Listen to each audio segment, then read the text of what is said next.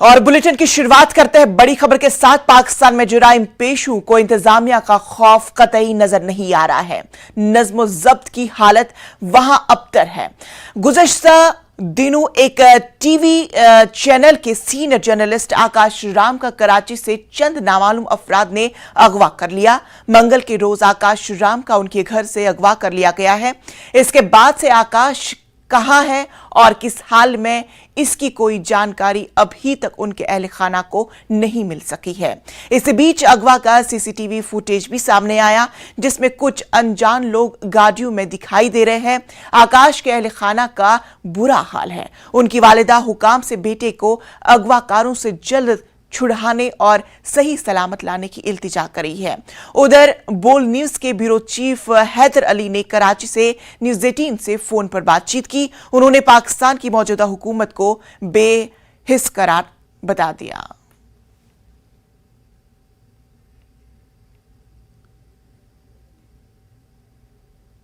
मूंखे पंहिंजो बच्चो वापस कयो, महिरबानी कयो।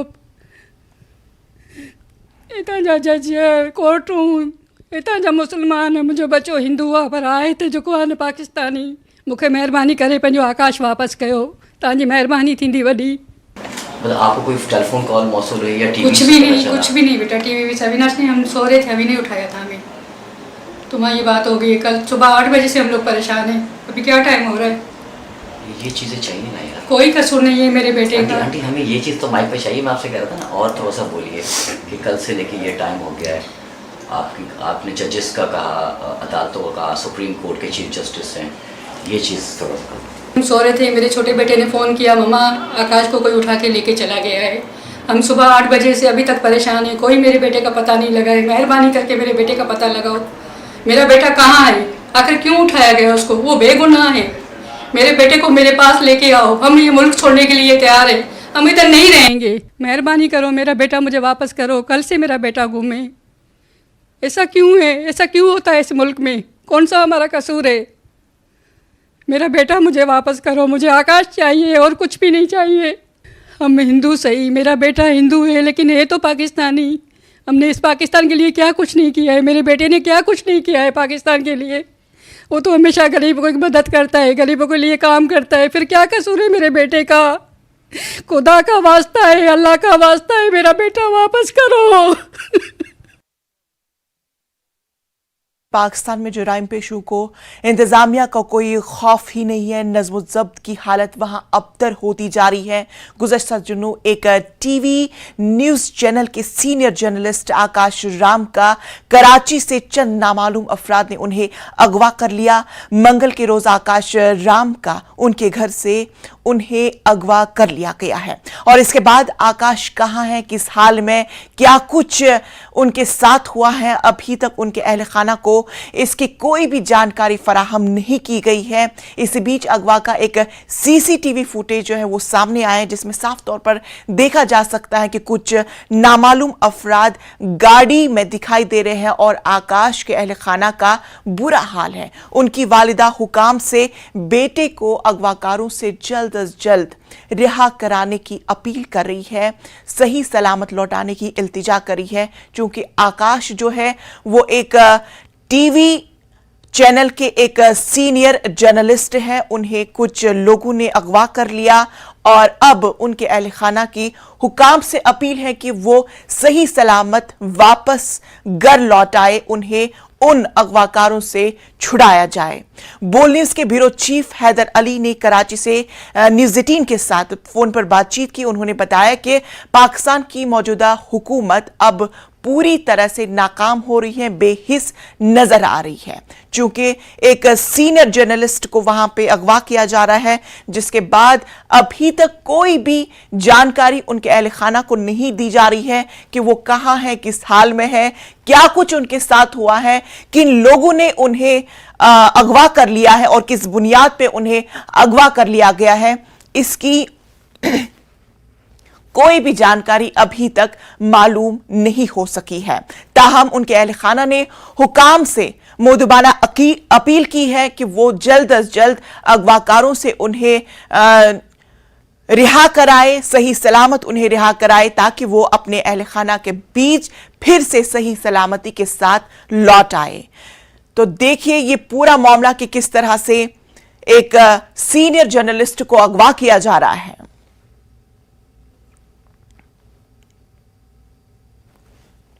सर, आपके चैनल में आकाश राम जो कि सीनियर पोजीशन पे पोस्टेड थे बोल न्यूज में, उनकी अभी हाल ही में किडनैपिंग हुई है। ये किडनैपिंग किस दिन हुई है, किन हालात में किडनैपिंग हुई?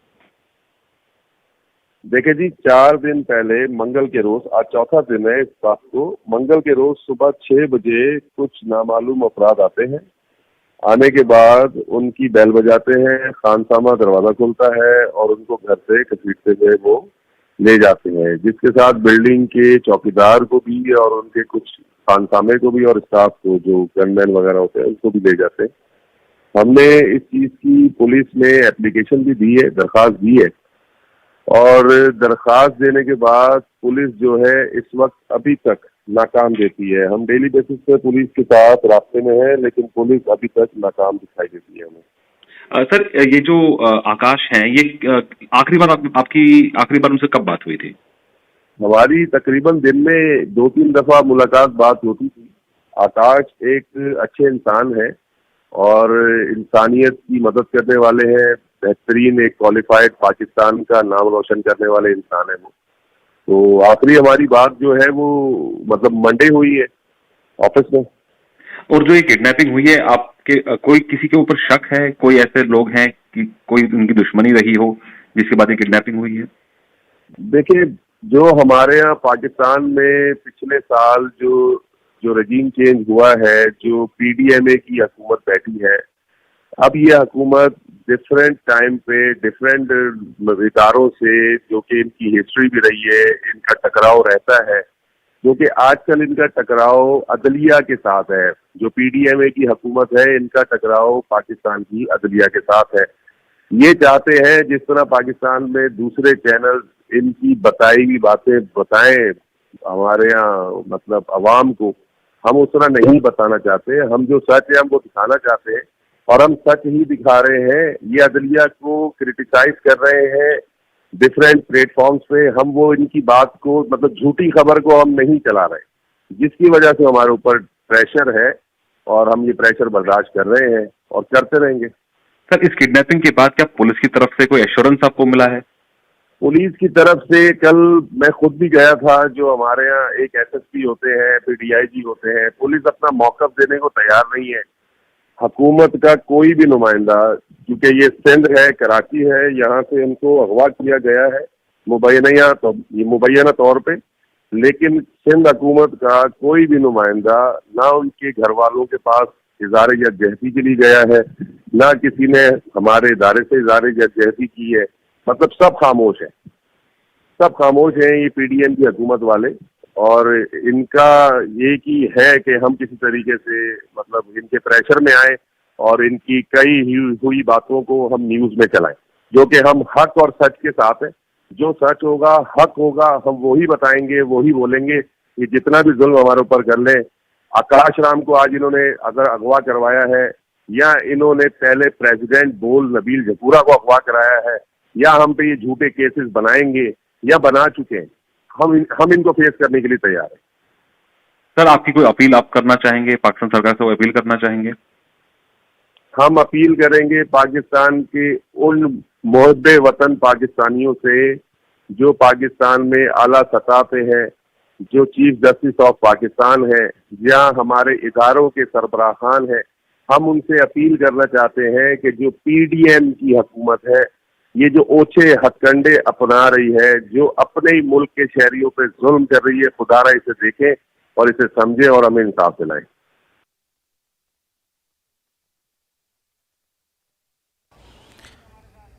तो इस खबर पर ज्यादा जानकारी के साथ हमारे नुमाइंदे शैलेंद्र वांगू हमारे साथ जुड़ चुके हैं। शैलेंद्र, आपसे जानना चाहेंगे कि किस तरह से ये पूरा मामला जो है वो पेश आया है।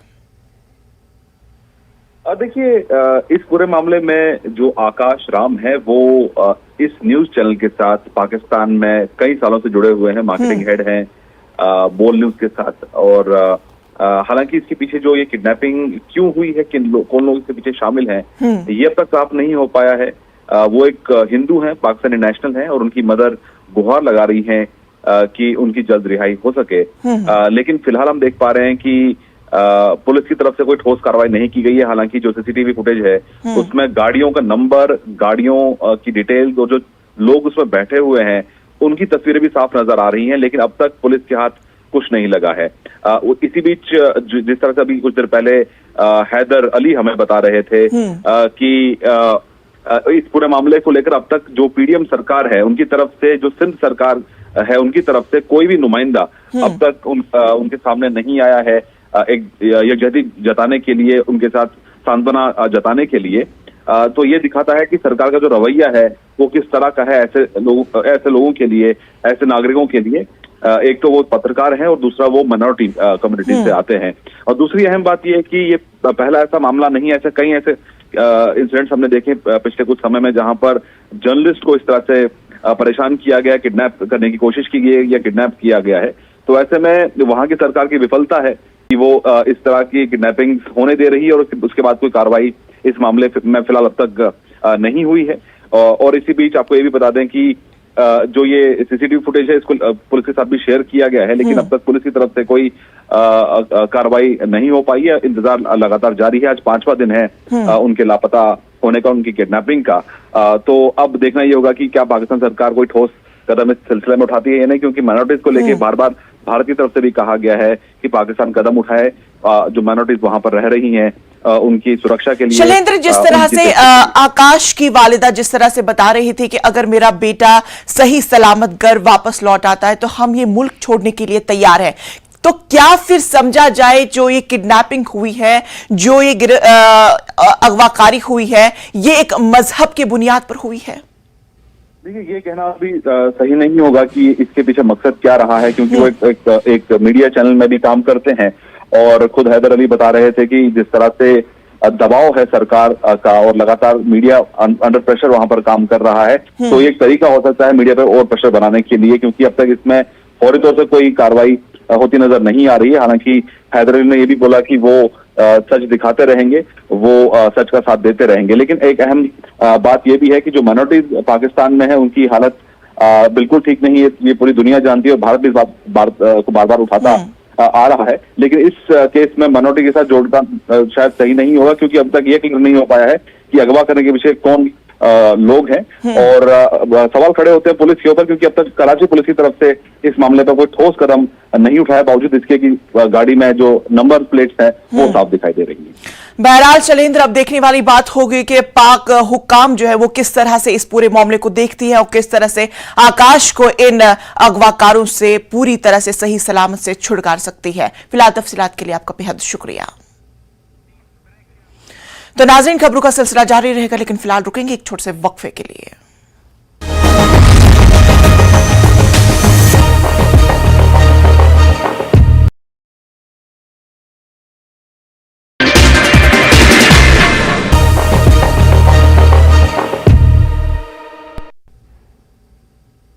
रियासतों के विलय के साथ अस्तित्व में आया। भारतीय गणतंत्र का 18वां राज्य हिमाचल प्रदेश भले ही छोटा सा पहाड़ी प्रदेश है, लेकिन पहाड़ के लोगों ने पहाड़ जैसी चुनौतियों का, पहाड़ जैसी दृढ़ इच्छा शक्ति और प्रतिबद्धता के साथ साथ चुनौतियों का सामना किया और विकास की राह पर प्रत्येक हिमाचल वासी ने अपने अपने स्तर पर योगदान दिया। प्रदेश के इतिहास में यह पहला अवसर है जब काजा में हिमाचल दिवस का राज्य स्तरीय समारोह मनाया जा रहा है। आज आप सभी के बीच उपस्थित होकर मैं बहुत प्रसन्न हूँ। प्रदेश के जनजातीय जिला लाहौल स्पीति के मुख्यालय काजा की ये खूबसूरत धरा हम सभी को का भाई स्वागत कर रही है।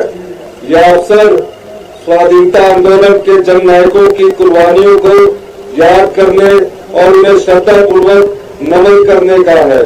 प्रदेश को एक अलग राज्य के रूप में स्थापित करने का श्रेय तत्कालीन नेतृत्व के साथ साथ प्रजामंडल आंदोलनों के नायकों व आंदोलनकारियों, यहाँ की जागरूक जनता को जाता है।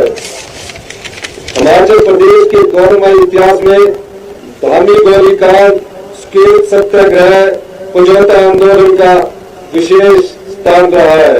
मैं इस पावन अवसर पर हिमाचल निर्माता तथा प्रदेश के प्रथम मुख्यमंत्री डॉक्टर यशवंत सिंह परमार को श्रद्धापूर्वक नमन करता हूँ।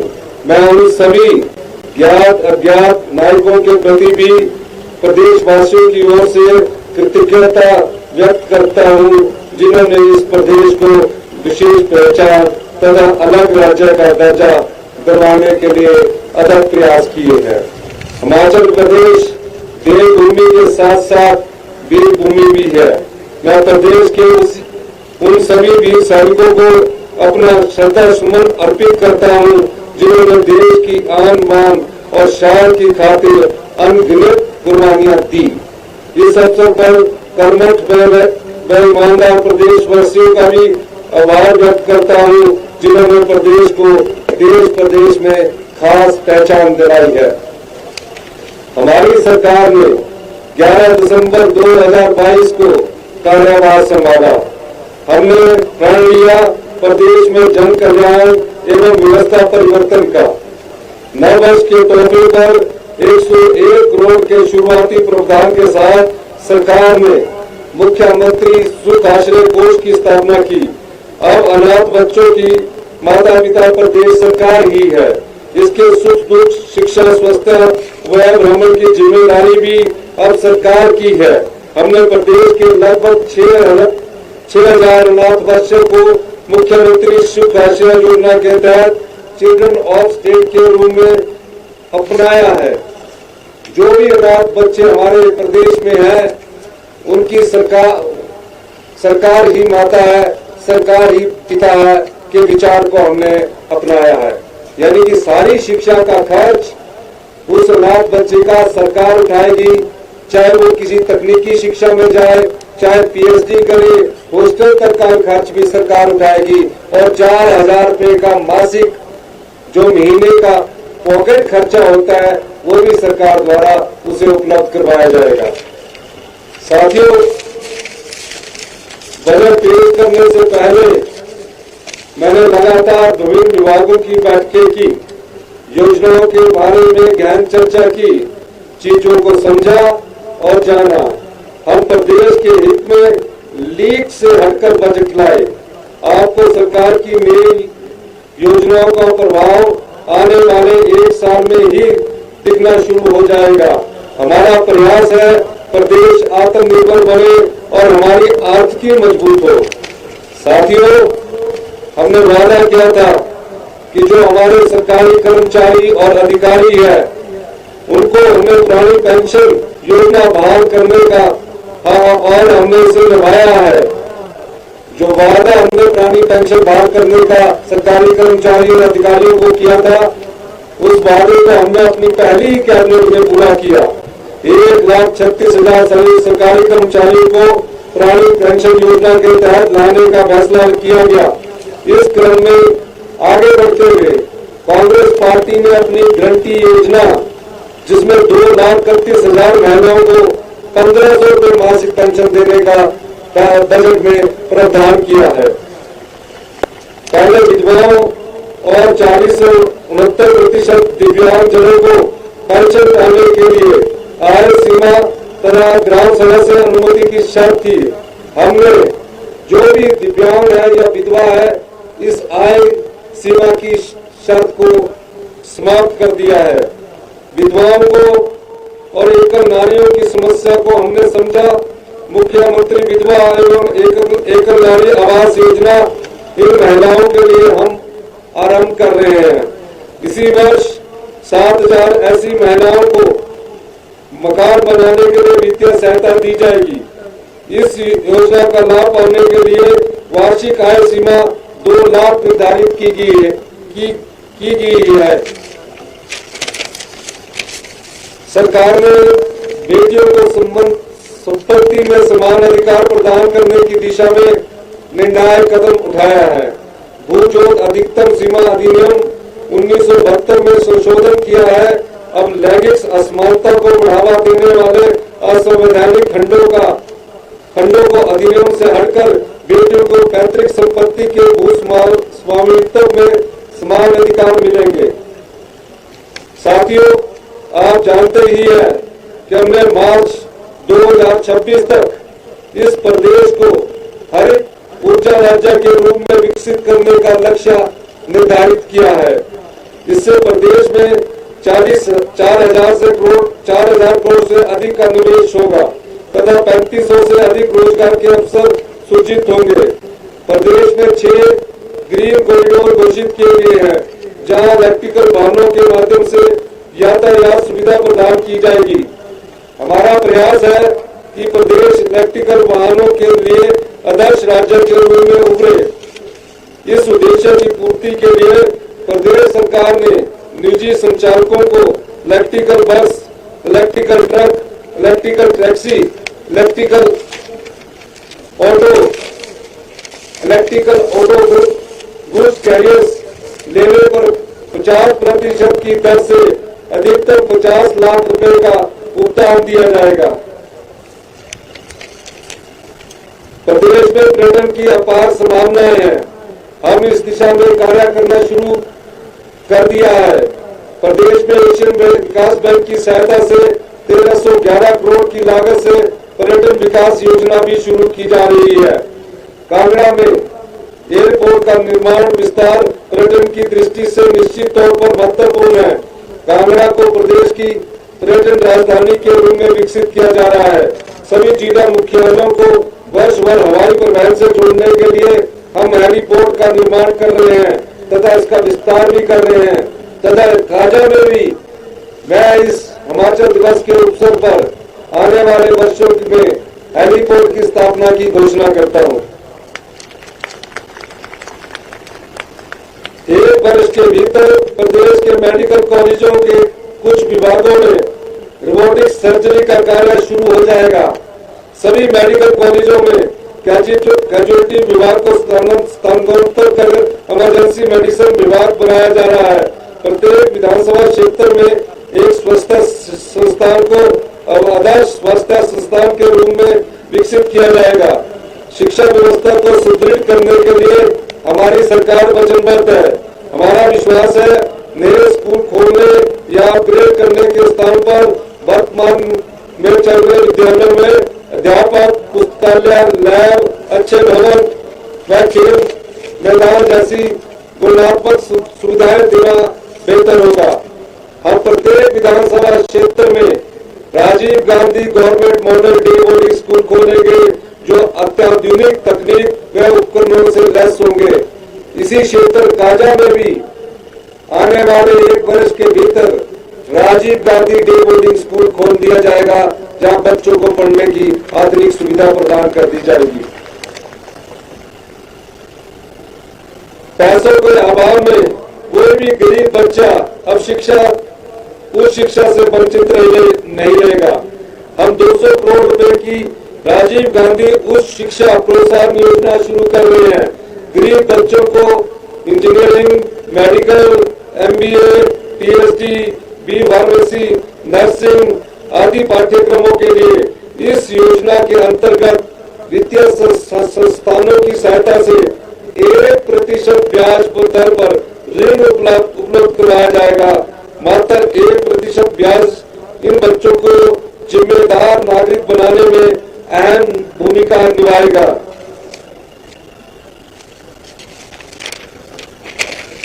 अच्छी सड़कें हम प्रदेश भर में बनाएंगे, उनका रखरखाव भी करेंगे। इस उद्देश्य से मुख्यमंत्री सड़क एवं रखरखाव योजना आरंभ की जाएगी। इसी वर्ष 1060 किलोमीटर नई सड़कों का निर्माण, 1505 किलोमीटर सड़कों की मेटलिंग व टायरिंग तथा 70 नए पुलों का निर्माण किया जाएगा। कृषि और इससे जुड़े क्षेत्रों पर प्रदेश की 70% आबादी निर्भर है। आज भी हिमाचल प्रदेश की 95% आबादी गांव के क्षेत्र में निवास करती है। ग्रामीण अर्थव्यवस्था कैसे मजबूत हो, इस दृष्टिकोण से हमने इस बजट में नई दिशा तय की है। साथियों, हमारी सरकार कृषि और इससे जुड़े क्षेत्रों, आज बढ़ती आबादी व प्रकृति पर निर्भरता के फलस्वरूप आज कृषि में पशुपालन मुश्किल व्यवसाय बनते जा रहे हैं। कृषि क्षेत्र के सघन विकास के लिए हिमवंती योजना शुरू की जा रही है। इसके अंतर्गत क्षेत्र विशेष की क्षमताओं के अनुरूप दूध, दालों, सब्जियों, फलों, फूलों, नकदी फसलों के क्लस्टर लाए जाएंगे। साथियों, हमारी सरकार कृषि, पशुपालन, बागवानी तथा मत्स्य क्षेत्र में स्टार्टअप को बढ़ावा देने के लिए 2% की ब्याज दर पर ऋण उपलब्ध करवाएगी। दूध आधारित व्यवस्था को विकसित करने के लिए 500 करोड़ रुपए की हिम गंगा योजना हम शुरू कर रहे हैं। इसके माध्यम से पशुपालकों को दूध का उचित दाम दिलवाया जाएगा और दूध के प्रसंस्करण व विपणन में सुधार लाया जाएगा।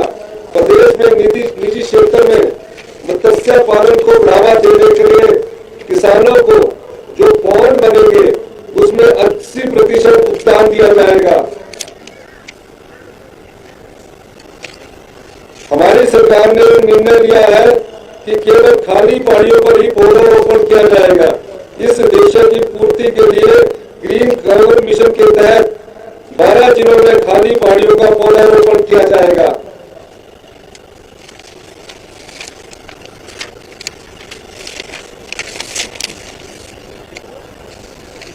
हमारी सरकार ने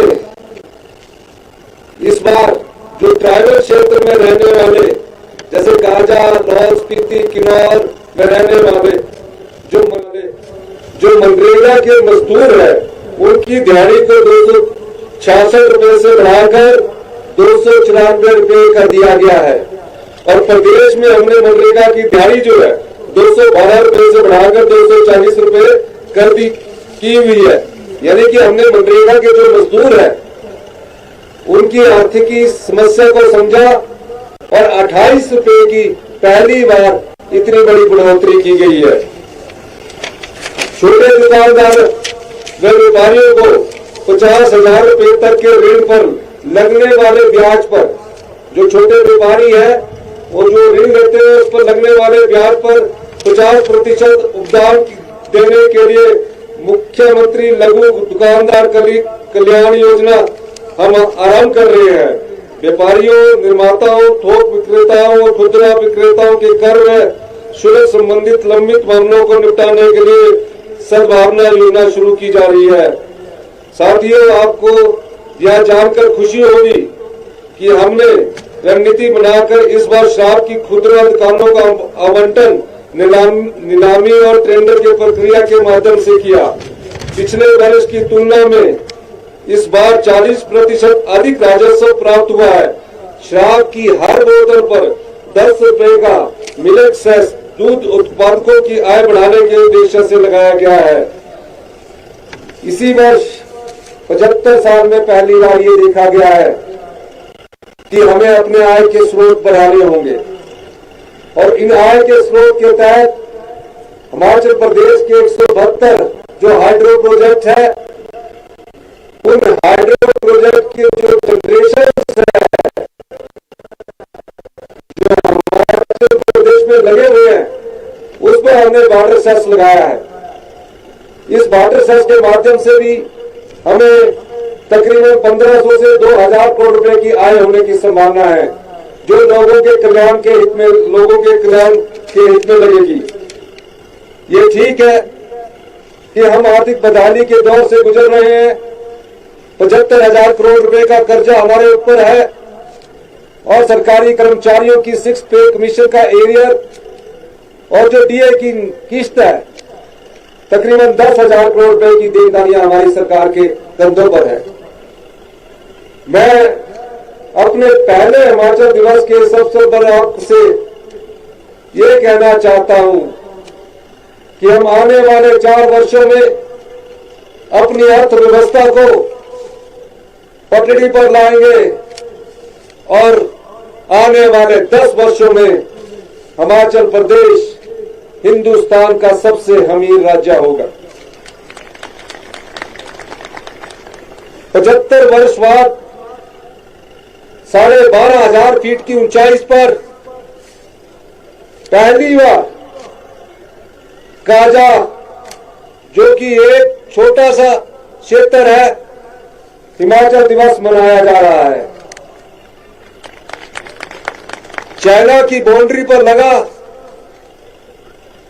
कुछ किलोमीटर की दूरी पर चाइना की बाउंड्री है। मैं काजा निवासियों को जो आपके मन में देशभक्ति की भावना है, उस देशभक्ति की भावना को की कदर करते हुए सभी काजा वासियों को नमन करता हूं। काजा को कैसे विकास की दृष्टि से आगे लाना है, सभी सरकारों ने विकास काजा में किया, लेकिन भविष्य की चुनौतियां और आधुनिक टेक्नोलॉजी के आधार पर हम काजा में विकास के लिए आयाम स्थापित करेंगे और पर्यटन की दृष्टि से हम इसमें आगे काजा को एक पर्यटक स्थल के रूप में विकसित करेंगे। इस क्षेत्र में क्योंकि पूरी स्पीति वैली का हेडक्वार्टर काजा है, इस क्षेत्र में पर्यटन को बढ़ावा देने के लिए कनेक्टिविटी बहुत महत्वपूर्ण है। इस दिशा में स्पीति घाटी के लंगरीक में हवाई पट्टी विकसित करने के लिए हमारी सरकार ने रक्षा मंत्रालय से मामला उठाया है। ये हवाई पट्टी स्ट्रेटेजिक दृष्टि से भी महत्वपूर्ण है। जहां देश की रक्षा के लिए यह हवाई पट्टी महत्वपूर्ण है, वह पर्यटन की दृष्टि से भी ये महत्वपूर्ण है और साथ में ही यह पर्यटन को बढ़ावा देगी। साथ ही रोहतंग में हेलीपोर्ट बनाया जाएगा। पिन घाटी के लिए अंतरंगू से मूर तक प्रधानमंत्री ग्राम सड़क योजना या किसी और योजना के तहत इस पर सड़क का निर्माण किया जाएगा और मूर से भावा को जोड़ने के लिए जिसमें टनल हो, ताकि स्पीति वैली की जो दूरी 110 किलोमीटर कम हो, उस दृष्टि से टनल का भी निर्माण किया जाएगा। लेकिन इसके लिंक रोड को जोड़ने के लिए प्रधानमंत्री ग्राम सड़क योजना के तहत 35 करोड़ रुपया उपलब्ध करवा दिए गए हैं। मुझे बताया गया है कि लांगजोआ नामक स्थान पर स्टार गेजिंग के लिए पर्यटक काफी उत्सुक रहते हैं। स्पीति घाटी में हमेशा, मैं रात को भी देख रहा था और अभी भी देख रहा हूं, साफ आसमान देखने को मिलता है। पर्यटन को बढ़ावा देने के उद्देश्य से हमारी सरकार केंद्र सरकार के सहयोग से लांगजा में एक ऑब्जर्वेटरी स्थापित करने का विचार रखती है।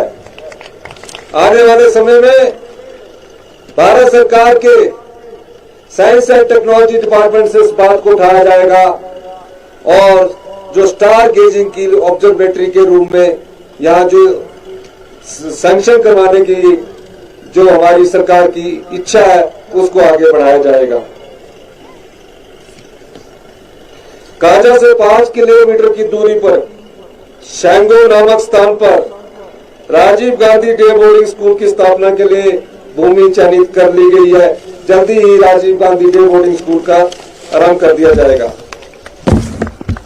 इस प्रदेश के विकास में सरकारी कर्मचारी व अधिकारियों का बहुत बड़ा योगदान है।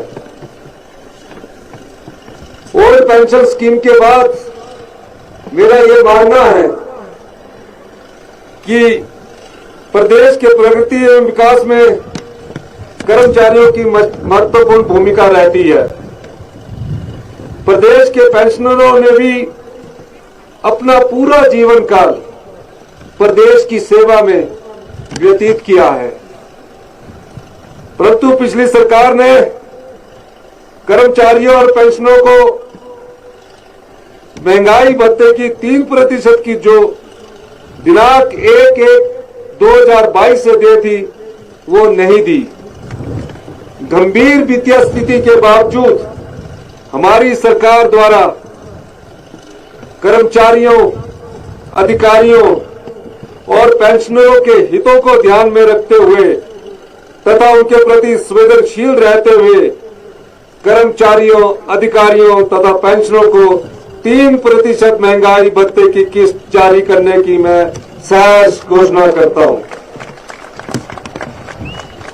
इस प्रकार कर्मचारी, अधिकारी तथा पेंशनरों को देय महंगाई भत्ता 31% से बढ़कर 34% हो जाएगा। इससे लगभग 2,15,000 कर्मचारियों और 1,90,000 पेंशनरों को लाभ होगा, जिससे सरकारी कोष पर लगभग 500 करोड़ रुपए का अतिरिक्त वित्तीय बोझ पड़ेगा। इसके अलावा कुछ स्पीति के लोग मुझे मिले, जिसमें उन्होंने कुछ मांग उठाई है। इन सभी मांगों पर जो भी मांग है मैं इस पर पूर्ण विचार करूंगा और जो सामुदायिक स्वच्छता केंद्र 20 से 50 बेड करने का है उसको किस प्रकार से आगे बढ़ाया जाए उस पर पूरा मैं यहां से उसको 50 बेड की घोषणा करता हूं। स्पीति में कॉलेज खुले, इस दृष्टि से जब भूमि का चयन होगा हम इस दिशा में भूमि का अगर चयनित हो गया तो इस दिशा में हम और आगे बढ़ेंगे और इसको हम देखेंगे कि पहले यहाँ बिल्डिंग बने और उसके बाद स्पीति में कॉलेज की शुरुआत कर दी जाएगी। काजा और स्पीति वैली की मैंने पिछले कल से महसूस किया कि महिलाओं का बहुत बड़ा योगदान है। महिलाएं जो स्पीति वैली की है और पहली बार 75 साल में हिमाचल दिवस यहां मनाया जा रहा है। कांग्रेस पार्टी ने अपनी गारंटियों में एक गारंटी 1500 रुपए महिलाओं को 18 से 60 साल की महिलाओं को पेंशन देने की बात की गई है। हमने बजट में 2,31,000 महिलाओं को जो पेंशन देने की बात कही है, जो कि इस जो हमारा फाइनेंशियल ईयर है उसमें शुरू कर दी जाएगी। स्पीति वैली की जितनी भी महिलाएं हैं, केवल स्पीति वैली की जितनी भी महिलाएं हैं, आजादी के बाद पहली बार यहां आपका हिमाचल दिवस मनाया जा रहा है। इस हिमाचल दिवस के उत्सव पर स्पीति वैली की 18 से 60 साल की महिलाओं को, जो 18 वर्ष की महिलाएं अपनी उम्र पार कर चुकी है, 60 वर्ष की 18 से जब तक उनका जीवन है, जब तक उनका जीवन है। दूसरे चरण में, प्रथम चरण में तो हमने 2,31,000 महिलाओं को कर दिया। दूसरे चरण में लाहौल स्पीति वैली की सभी महिलाओं को इस जून से 18 से जीवन भर 1,500 रुपए पेंशन देने की घोषणा करता हूं। जितनी भी है ये जून में आपको उपलब्ध हो जाएगी। ये सिर्फ दूसरा चरण है और आने वाले जितने भी चरण होंगे 4 वर्षों के भीतर हिमाचल प्रदेश की जितनी महिलाएं हैं, जो कांग्रेस पार्टी ने अपने वादा किया है, उस आधार पर उनको 1,500 रुपया पेंशन आने वाले अगले चरणों में की जाएगी। तो पहले चरण के बाद ये दूसरे चरण की मैं घोषणा करता हूं। इन्हीं शब्दों के साथ हिंदुस्तान के अंतिम हेडक्वार्टर्स में, जो चाइना बॉर्डर से सिर्फ कुछ किलोमीटर की दूरी पर है, मैं हिमाचल दिवस के शुभ अवसर पर आप सबको बहुत बहुत शुभकामनाएं देता हूं। जय हिंद, जय भारत।